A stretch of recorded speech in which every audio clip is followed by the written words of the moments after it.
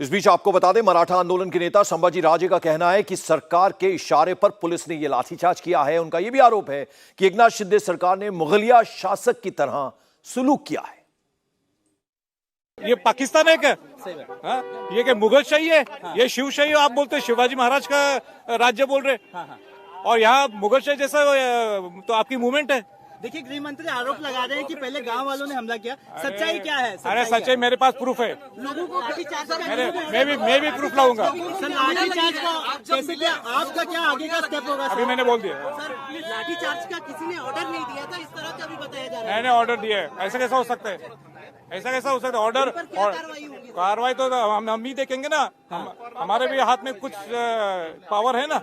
आपकी क्या डिमांड है सर? मेरी क्या डिमांड है मैंने बोल दिया उधर। जालना हिंसा में बड़ी संख्या में पुलिस वाले भी घायल हुए हैं। उन्हें इलाज के लिए हॉस्पिटल में भर्ती कराया गया है।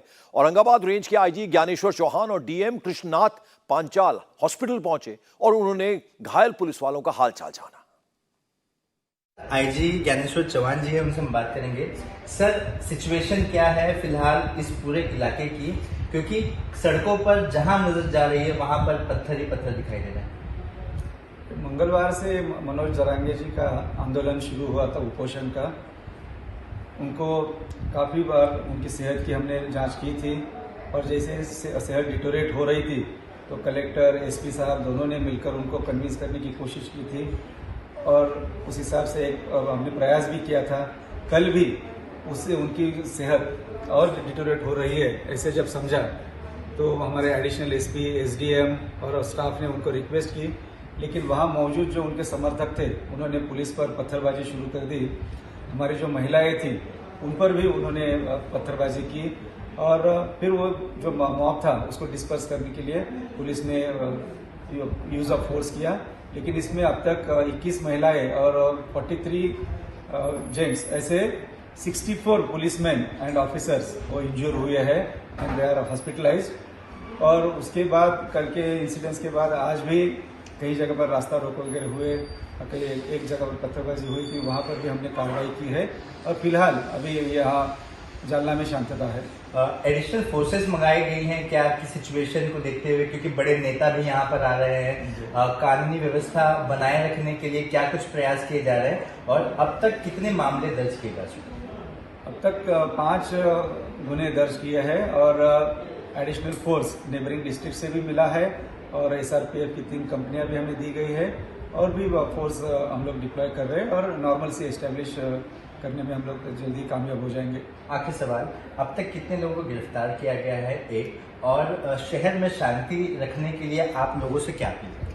कल से हमारा यहाँ का जो माहौल है वो नॉर्मल सी मेंटेनेंस में ही हम लोग बिजी, तो गुने दर्ज किए हैं और जिन्होंने कानून हाथ में लिया है उन पर भी हम निश्चित ही कार्रवाई करेंगे और हमारी जनता से यही अपील रहेगी कि किसी भी बहकाव में आकर वो कानून अपने हाथ में ना ले। और शिवसेना सांसद प्रियंका चतुर्वेदी ने जालना में हो रही हिंसा का जिम्मेदार महाराष्ट्र सरकार को ठहराया और मांग की कि फौरन देवेंद्र फडणवीस को इस्तीफा देना चाहिए। पूरे ये जो सरकार है उनको वहाँ के लोगों से माफ़ी मांगनी चाहिए। वहाँ के जो होम मिनिस्टर, जो महाराष्ट्र के हमारे होम मिनिस्टर हैं जो देवेंद्र फडणवीस हैं, उनको इमीडिएटली स्टेप डाउन करना चाहिए, क्योंकि ये जो आग इन्होंने शुरू की है उसके जिम्मेदार एकमात्र ये सरकार है। जो जिस तरीके से लाठीचार्ज के ऑर्डर दिए गए, बेरहमी से लोगों को मारा गया, फिर उनका रिएक्शन हम देख रहे हैं क्या हो रहा है, वो सिर्फ और सिर्फ इनकी इनकम्पिटेंस की वजह से है और इसलिए इनको स्टेप डाउन करना ज़रूरी है। आप लोग बार बार इन्वेस्टिगेशन हो रहा है, हम इन्वेस्टिगेशन शुरुआत करेंगे। क्या इन्वेस्टिगेशन करेंगे? ओपन एंड शट केस है। वो आरक्षण की मांग करें और ये पहली बार नहीं है, ये काफ़ी सालों से उनकी ये लड़ाई हो रही है, शांतिपूर्वक चल रही है। आपने उसमें आग लगाकर, आपने उसमें लाठी चलवाकर और लाठी बरसाकर अपना काउंटडाउन तो शुरू कर दिया है सरकार से निकलने का।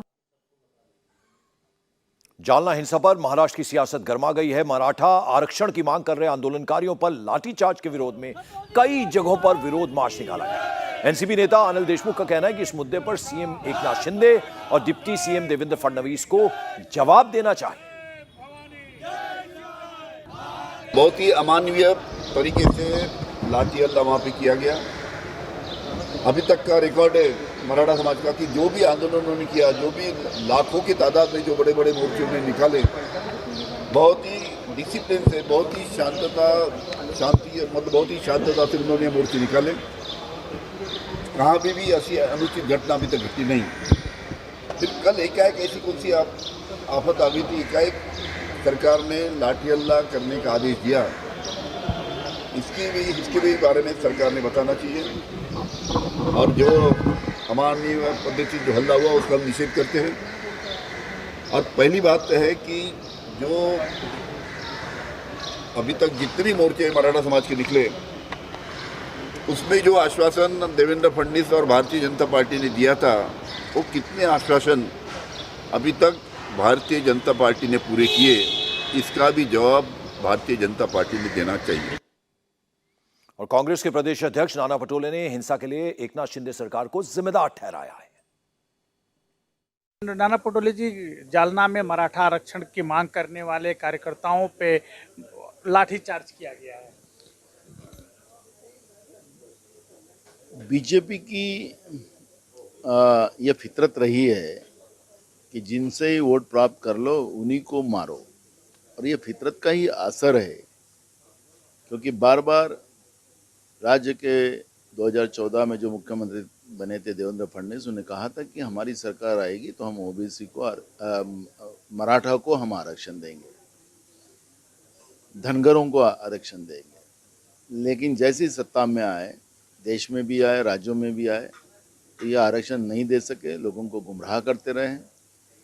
और जैसे ही अब मांग बढ़ते जा रही है तो उनको बर्बरता से मारा जा रहा है। छोटे छोटे बच्चों को जिस तरह से मारा, कम से कम 50 लोगों को इन लोगों ने घायल किया है। इस घटना का हम निषेध करते हैं और सरकार को इसका जवाब देना पड़ेगा। अचानक क्या नौबत आ गई कि लाठीचार्ज करना पड़ा? वहाँ एनडीए की बैठक चल रही थी और एक तरफ वहाँ पे लाठीचार्ज हो रहा था।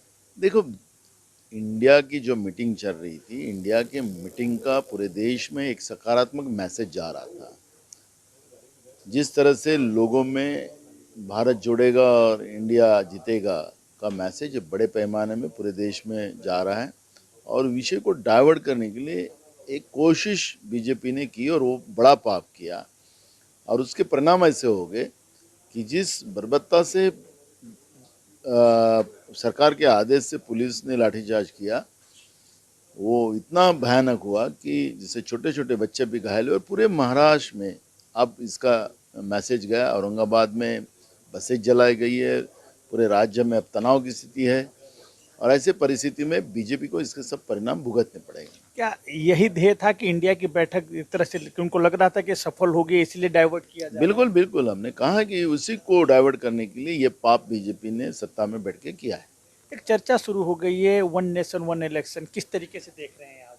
देखो, वो सत्ता में बैठ के कुछ भी कमाल कर सकते हैं, उनका तो कुछ नहीं है। वो तो कल इंडिया टीवी हर वक्त हर जगह डाउनलोड करने के लिए सर्च करें India TV news Google play store या ऐप स्टोर पर।